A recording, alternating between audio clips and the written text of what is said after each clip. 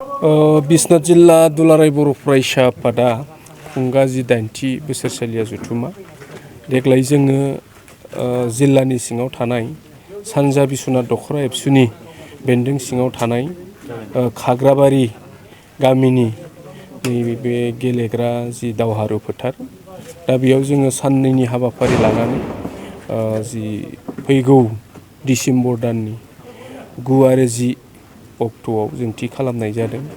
दा बिनिनो जोङो दिनै गिबि जि बानजाय आफादा जे लाइ खुन्था गायसननाय गाहाय खुन्थिया बे हाबाफारिखौ मावफुंनाय जाबाय। दा आङो बे समाव खावलायनो गोनाङा बेनो जोंनि जिल्लानि सिङाव थानाय गुबुन गुबुन माहारि आफादफोरनि गासै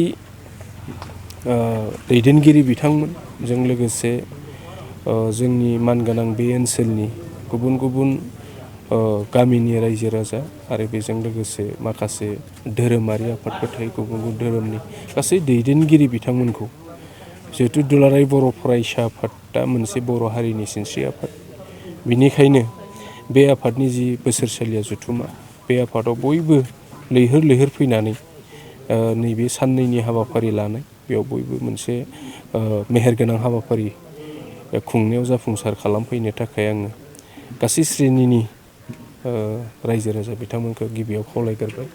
दा बेयाव जोङो गोबां माखासे जोंहा थिखानाय जोंनि इयुन जोलै सोलोंथाइ बिथिं जोङो हारिमु बिथिं माखासे समाजारि बिथिं बेफोरनि माखासे जोङो हाबाफारि लानाय जायो। जोङो सोलोंथाइ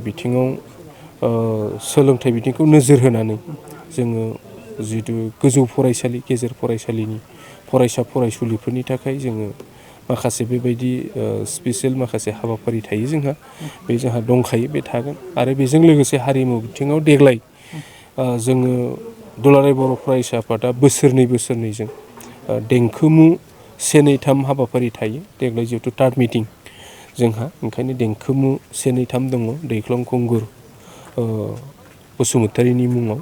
दा बिनिखायनो दा बेयाव जोंनि माखासे मेथाइ खननो मोजां मोननाय हारिमुखौ मोजां मोनग्रा गासै बिथिंनि लाइमोनफोरखौ नै बेफोरबायदि हाबाफारिफ्राव जेन बाहागो लागोन जों दख'रायाव टारगेट हरगोन।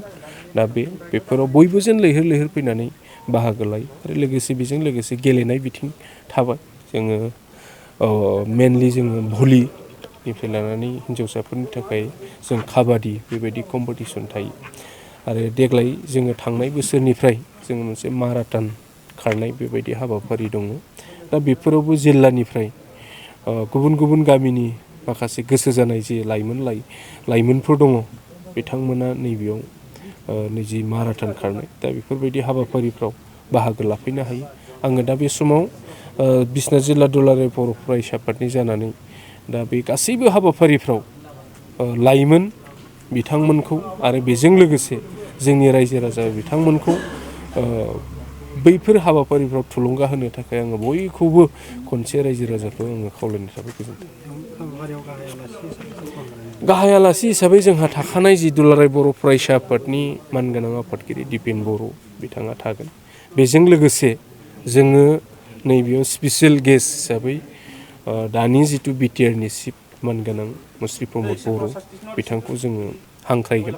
अलरेडि जोङो सावरायनाय थिग खालामगासिनो दङ आरो बेजों लोगोसे बिटिआरआव थानाय गुबुन इएम बिथांमोनखौ जोङो खावलायगोन। मानो होनना बुङोब्ला जोंनि नैबे ओनसोला बिश्वनाथ जिल्लाया मानोना जोंहा बिटिआरआव जोङो आगानसे आगाननै जिहेतु हाबनानै दङ। दा बेनिखायनो जों गासै बिटिआरनि इएमजों लोगोसे जिहेतु चिफ बिथांमोनखौ नैबे ओनसोलाव बिश्वनाथ जिल्लायावबो जोङो फैनानै रायजोनि अभाब अभिजुग बेखौ नायफैनो थाखाय बिथांमोनखौ जों खावलायगोन।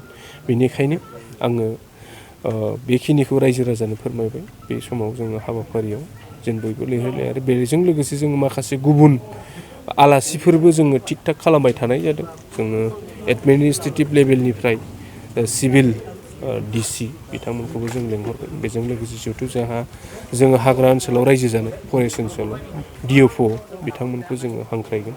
दा बेनिखायनो जोङो बेबायदि मोनसे गिदिर मोनसे प्लेनिं थांखि लानानै बे हाबाफारिखौ नैबे खाग्राबारि ओनसोलाव जों खुंनो थाखाय थि खालामदों। बेखिनियानो। गोजोन्थों।